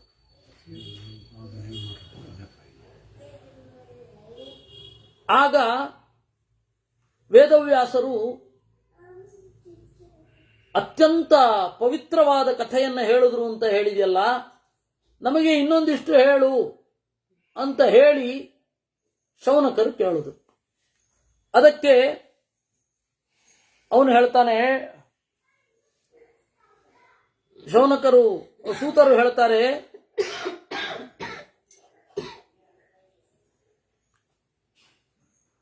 ಜನಮೇಜಯನು ಇದೇ ಪ್ರಶ್ನೆ ಕೇಳಿದ ವೈಶಂಪಾಯನರನ್ನ.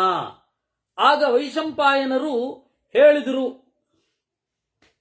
ಬಹಳ ಸೊಗಸಾದ ಒಂದು ಮಾತು. ಅಂದ್ರೆ ನಮ್ಮ ಮೈಂಡು ಗ್ರಂಥಕ್ಕೆ ಟ್ಯೂನ್ ಆದ್ರೆ ಮುಂದೆ ಹೇಳ್ತಾ ಇದ್ದದ್ದಕ್ಕೆ ತಕ್ಕಾಗಿ ಇವತ್ತು ಪ್ರಶ್ನೆ ಮಾಡ್ತೀವಿ. ಮುಂದೆ ಅಲ್ಲಿ ಹೇಳ್ತಾ ಇರ್ತಾರೆ, ಅದರದ್ದೇ ಪ್ರಶ್ನೆಗಳು ಬರುತ್ತೆ, ಮೈಂಡ್ ಟ್ಯೂನ್ ಆಗಿರ್ಬೇಕು. ಹಾಗಾಯ್ತಿದು. ಜನಮೇಜಯ ಏನ್ ಕೇಳಿದ ಇದನ್ನೇ ಕೇಳಿದ, ಅದನ್ನೇ ನೀವು ಕೇಳಿದ್ದೀರಿ ಶೌನಕರೇ, ಉತ್ತರ ಹೇಳ್ತೀನಿ ಅಂದ್ರು ಸೂತರು ನೋಡಿ ಬ್ರಾಹ್ಮಣೇತರರು, ಸೂತರು ಬ್ರಾಹ್ಮಣೇತರರು, ಕೇಳ್ತಾ ಇದ್ದ ಶೌನಕರು ಬ್ರಾಹ್ಮಣರು. ಗುಣಕ್ಕೆ ಮಾತ್ಸರ್ಯ ಇಲ್ಲ. ಅವನು ನಮ್ಮ ಮಂಜ ಒಂದು ಇದನ್ನ ಹಾಕಿದ್ದ ಪೋಸ್ಟ್, ಅದರಲ್ಲಿ ಬ್ರಾಹ್ಮಣೇತರನೊಬ್ಬ ಭಾಗವತ ಕಥೆ ಹೇಳಿದ ಅಂತ ಹೇಳಿ ಒಂದಿಷ್ಟು ಜನ ಪುಂಡರು ಬಂದು ಹೊಡೆದಿದ್ದಾರೆ ಅಂತ. ಅದು ಭಾರತೀಯ ಅಲ್ಲ. ಅದು ಯಾರಲ್ಲಿ ಜ್ಞಾನ ಇದೆ ಅವರಿಂದ ಸ್ವೀಕಾರ ಮಾಡೋದಷ್ಟೇ. ಮತ್ತೆ ಶೌನಕರಿಗೆ ಗೊತ್ತಿಲ್ಲ ಅಂತ ಅನ್ಕೋಬೇಡಿ, ಅವರು ಕೂಡ ಒಂದು ಕರ್ತವ್ಯ. ಕಥೆಯನ್ನು ಹೇಳ್ತಾನೆ ಅಂದ್ರೆ ಕೇಳಿಸ್ಬೇಕು, ಕಥಕ. ಹಾಗೆ ಅವನಿಗೆ ಗೌರವ ಎಲ್ಲ ಕೊಡ್ತಾ ಇದ್ರು. ಸರಿ, ಎತ್ತದ್ದರ್ಶಿವಾನ್ ಬ್ರಹ್ಮ ದೇವಂ ಹಯಶಿರೋಧರಂ ಕಿಮರ್ಥಂ ತತ್ಸಮಭವತ್ ಪುನರ್ದೇವೋಪಕಲ್ಪಿತಂ. ಬ್ರಹ್ಮದೇವರು ಹಯಗ್ರೀವನನ್ನ ಸಮೀಪಿಸಿದಾಗ ಏನು ಕೇಳಿದರು, ಹಯಗ್ರೀವ ಏನು ಹೇಳಿದ ಅದನ್ನು ಹೇಳಿಬಿಟ್ರೆ ನೀನು ಕೇಳಿದ ಪ್ರಶ್ನೆಗಳಿಗೆ ಉತ್ತರ ಸಿಗತ್ತೆ. ಬ್ರಹ್ಮದೇವರು ಏನು ಹೇಳಿದ್ರು, ಇದೇ ರೀತಿ ದೇವರ ಬಳಿ ಕುಳಿತಾಗ ಇದನ್ನು ಕೇಳಿದ್ರು, ನನಗೆ ತತ್ವವನ್ನು ಹೇಳು ಅಂತ. ಆಗ ಹಯಗ್ರೀವ ಏನು ಹೇಳಿದ ಅನ್ನೋದನ್ನು ಹೇಳ್ತೇನೆ. ಯತ್ಕಿಂಚಿ ದೇಹಲೋಕೇಸ್ಮಿನ್ ದೇಹಬದ್ಧಂ ವಿಚಾಂಪತೆ ಸರ್ವಂ ಪಂಚಭಿರಾವಿಷ್ಟಂ ಭೂತೈರೀಶ್ವರ ಬುದ್ಧಿಜೈ. ಈ ಲೋಕದಲ್ಲಿ ದೇಹ ಅನ್ನೋದು ಏನಿದೆ ಅದೆಲ್ಲ ಪಂಚಭೂತಗಳಿಂದ ಕೂಡಿರುವಂಥದ್ದು. ಯಾವ್ದ್ಯಾವ್ದು ದೇಹ ಇದೆ ಎಲ್ಲ ದೇಹವೂ ಕೂಡ ಈಶ್ವರೋ ಹಿ ಜಗತ್ ಸೃಷ್ಟ ಪ್ರಭುರ್ನಾರಾಯಣೋ ವಿರಾಟ್ ಭೂತಾಂತರಾತ್ಮ ವರದಃ ಸಗುಣೋ ವ್ಯಕ್ತರೂಪಧೃತ್. ಜಗತ್ತನ್ನು ಸೃಷ್ಟಿ ಮಾಡಿದವ ಒಡೆಯ, ಅವನು ಈ ಎಲ್ಲ ಪದಾರ್ಥಗಳಿಗಿಂತ ಭಿನ್ನ. ಅವನಿಗೆ ಭೌತಿಕವಾದ ಶರೀರವಿಲ್ಲ. ಎಲ್ಲ ಪ್ರಳಯವನ್ನು ಹೊಂದಿದ ಮೇಲೂ ಕೂಡ ಅವನು ಹಾಗೇ ಇರ್ತಾನೆ. ಎಲ್ಲ ಸೃಷ್ಟಿಯಾಗುವಾಗಲೂ ಹಾಗೇ ಇರ್ತಾನೆ. ಎಲ್ಲರೂ ಸಾಗುವಾಗಲೂ ಹಾಗೇ ಇರ್ತಾನೆ. ಅವನು ಒಬ್ಬನೇ ಇರ್ತಾನೆ. ಎಲ್ಲವೂ ಕಣ್ಮರೆಯಾದ ಮೇಲೆ ವಿದ್ಯಾ ಸಹಾಯವಾನ್ ದೇವೋ ವಿಶ್ವಕ್ಸೇನೋ ಹರಿಪ್ರಭು ಅಪ್ಸ್ವೇವ ಶಯನಂ ಚಕ್ರೆ ನಿದ್ರಾಯೋಗಮುಪಾಗತಃ. ಅವನು ವಿದ್ಯಾ ಸಹಾಯವಾನ್. ವಿದ್ಯಾ ಅಂದ್ರೆ ಇಲ್ಲಿ ವೇದಾಂತನಾದರೂ ಇಟ್ಕೊಳ್ಳಿ, ವಿದ್ಯಾ ಅಂತಾದ್ರೆ ಲಕ್ಷ್ಮೀದೇವಿ ಅಂತನಾದರೂ ಇಟ್ಕೊಳ್ಳಿ. ಲಕ್ಷ್ಮೀದೇವಿಯ ಜೊತೆಗೂಡಿ ದೇವರು ನಿದ್ರಾಯೋಗ ಮುಪಾಗತಃ. ನಿದ್ರೆಯ ಮುದ್ರೆ. ಮುದ್ರೆ ಅಂದ್ರೆ ವಾಸ್ತವ ಇರಲ್ಲ ಅಂತ ಅರ್ಥ. ಅಂದ್ರೆ ವಾಸ್ತವ ಅಂತಂದ್ರೆ ಅದು ಸಂಕೇತ ಅಂತ. ನಿದ್ರಾ ಮುದ್ರಾ ವಿಲಸಿತಂ. ಈಗ ಕಣ್ಣು ಮುಚ್ಚಿದ್ದ ಅಷ್ಟೇ, ಗಾಢವಾದ ನಿದ್ರೆ ಇರಲಿಲ್ಲ ಅಂತ ಅರ್ಥ. ಆ ನಿದ್ರೆಯ ಮುದ್ರೆಯಲ್ಲಿ ಇದ್ದು ಜಗತ್ತನ್ನು ಹೇಗೆ ಸೃಷ್ಟಿ ಮಾಡೋದು ಅಂತ ಚಿಂತನೆ ಮಾಡ್ತಾ ಇದ್ದ. ಆಮೇಲೆ ಬ್ರಹ್ಮದೇವರು, ಅದಾದ ಮೇಲೆ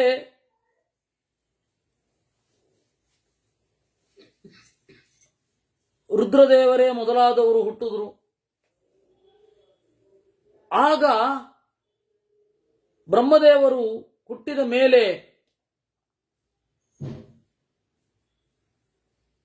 ತೊಡೆಯಲ್ಲಿ ದೇವರ ಒಂದು ತೊಡೆಯಲ್ಲಿ ಇದ್ದ ಬ್ರಹ್ಮದೇವರು, ದೇವರ ಬಲ ತೊಡೆಯಲ್ಲಿ ಬ್ರಹ್ಮದೇವರಿರೋದು. ಬ್ರಹ್ಮದೇವರಿಂದ ಇಬ್ರು ಸೃಷ್ಟಿಯಾದ್ರಂತೆ. ಎಲ್ಲ ತಮೋಗುಣದ ಒಂದು ರೂಪ ಅವರಿಬ್ರು. ಒಬ್ಬನ ಹೆಸರು ಮಧು, ಇನ್ನೊಬ್ಬನ ಹೆಸರು ಕೈಟಭ ಅಂತ. ನಾರಾಯಣ ತಥೋ ಬಿಂದು ಅಪಾಮಾಸ್ತೌ ಗುಣೋತ್ತರಂ ಏಕಸ್ತತ್ರಾಭವದ್ಬಿಂದು ಮಧ್ವಾಭೋ ರುಚಿರ ಪ್ರಭಾ. ಅವನ ಸಣ್ಣ ಬಿಂದು ಮಧು ಅಂತ ಆಯ್ತು. ಅದಕ್ಕೆ ಇನ್ನೊಬ್ಬ ಬಂದ, ಕೀಟಾಭಸ್ತಪರಹ, ಒಂದು ಹುಳತ್ತರ ಇದ್ದ, ಅದಕ್ಕೆ ಕೈಟಭ ಅಂತಾದ್ರು. ಅವರಿಬ್ಬರು ಹುಟ್ಟಿದಾಗ ದದೃಚಾತೇರವಿಂದಸ್ಥಂ ಬ್ರಹ್ಮಾಣಮಮಿತ ಉಜತಂ. ಅವರಿಬ್ಬರು ತಾವಾದ್ಯೌ ಅಸುರಶ್ರೇಷ್ಠವು ತಮೋ ರಾಜಗುಣಾನ್ವಿತವು.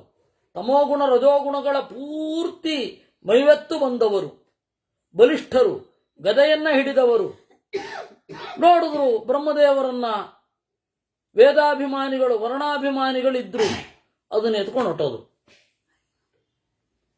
ವೇದಗಳು ಅಂದ್ರೆ ನಾವೆಲ್ಲ ಚಂದಮಾಮದಲ್ಲಿ ಚಿಕ್ಕಂದಿನಲ್ಲಿ ನೋಡ್ತಾ ಇರಬೇಕಾದ್ರೆ ಯಾವುದೋ ತಾಡವಾಲಯ ಕಟ್ಟನ್ನ ಎಲ್ಲೋ ಅಡಗಿಸ್ತಾ ಇರುವಂತಹ ಒಬ್ಬ ಅಸುರನ ಚಿತ್ರವನ್ನೇ ನೋಡಿದ್ದು. ವೇದ ಅಂದ್ರೆ ವರ್ಣಾಭಿಮಾನಿ ದೇವತೆಗಳನ್ನೇ ಅಪಹರಿಸಿದ್ದು. ತಥೋ ವಿಗ್ರಹವಂತಸ್ಥೌ ವೇದಾನ್ ದೃಷ್ಟ್ವಾ ತುರೋತ್ತಮೌ ಸಹಸಾ ಜಗೃಹತೂ ರಾಜನ್ ಬ್ರಹ್ಮಣ ಪಶ್ಚತಸ್ತಥಾ. ಅವರು ಎಲ್ಲೋ ಕಣ್ಮರೆಯಾದರು. ಆಗ ಬ್ರಹ್ಮದೇವರು ನುಡಿದರು ಏನಂತ, ವೇದ ಮೇ ಪರಮಂ ಚಕ್ಷುಹು. ವೇದ ಅನ್ನೋದು ನನ್ನ ಚಂದದ ಕಣ್ಣು, ವೇದವೇ ನನ್ನ ಬಲ, ವೇದವೇ ನನ್ನ ಜ್ಞಾನ, ವೇದವೇ ನನಗೆ ಮಿಗಿಲು ಅಂದ್ರಂತೆ. ಬ್ರಹ್ಮದೇವರಿಗೆ ವೇದ ಬೇಡ, ಯಾಕಂದ್ರೆ ತ್ಯಕ್ತ ವೇದರು ಅಂತ. ಆದರೆ ಬ್ರಹ್ಮದೇವರು ತಮ್ಮ ಮುಂದಿನವರಿಗೆ ಅದನ್ನು ಕೊಡಲೇಬೇಕಲ್ವಾ ವೇದವನ್ನ. ಅದಕ್ಕೆ ಅವರು ತಂದುಕೊಡುವಂತ ದೇವರನ್ನ ಪ್ರಾರ್ಥನೆ ಮಾಡಿದ್ರು. ಇದು ನಾನು ನಾಳೆ ಮಾಡ್ತೇನೆ. ನಾಳೆ ನಾನು ಮಾಡಲ್ಲ ಅಂತ ಅನ್ಕೊಂಡಿದ್ದೆ, ಆದರೆ ಮಾಡಬೇಕಾಗಿದೆ, ಮಾಡುತ್ತೇನೆ. ನಾಳೆ ಇದು ಮುಗಿಸ್ತೇನೆ. ಆಯ್ತಾ? ವೇದ ಅಂದ್ರೆ ತತ್ವ, ವರ್ಣಾಭಿಮಾನಿ ದೇವತೆಗಳು ಅಂದ್ರೆ ಲಿಪಿ ಅನ್ನೋದು ಇರಲಿ. ಕಾರ್ಯಕ್ರಮ ಹೇಳಿಬಿಡ್ತೇನೆ.